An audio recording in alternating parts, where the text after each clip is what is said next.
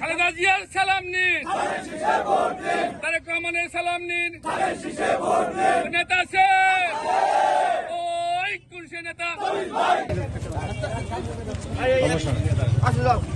ঠিক আছে।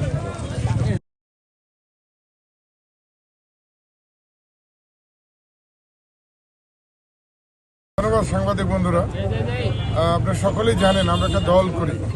এই দলের জন্মলগ্ন থেকে আমি এই দলের সাথে জড়িত।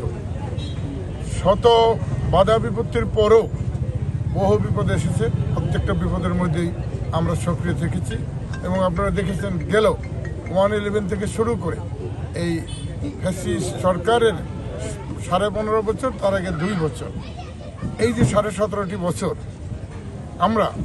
আমি এবং আমার সহযোদ্ধা সহকর্মীবৃন্দ, সকল নেতৃবৃন্দ মাঠে ময়দানে না ঘুমিয়ে দিন রাত পরিশ্রম করে গিয়েছি এবং এই সময়ের সর্বোচ্চ মামলা, এই যে আমি এবং আমার পাশে যেসব নেতৃবৃন্দদেরকে দেখছেন, সর্বোচ্চ মামলাও ধামরাই থানার আমরাই খেয়েছি, বাড়িঘর ছাড়া আমরাই ছিলাম এবং সবচেয়ে জেলও আমরাই বেশি খেটেছি।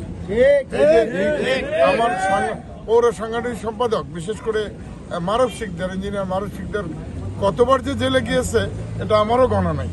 তো এই অবস্থায় প্রত্যেকটা নেতাই প্রচণ্ডভাবে জেল খেটেছে, দলের জন্য সময় দিয়েছে, কষ্ট করেছে, বাড়িঘর ছাড়া থেকেছে।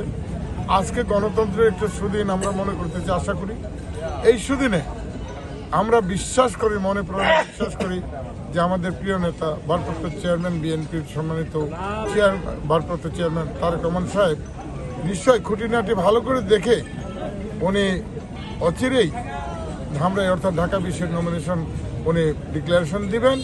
আমরা আশাবাদী ইনশাল্লাহ এই মনোনয়ন আমাদের এবং জনগণের ইচ্ছার বাইরে যাবে না, ইনশাল্লাহ আমাদের পক্ষেই থাকবে।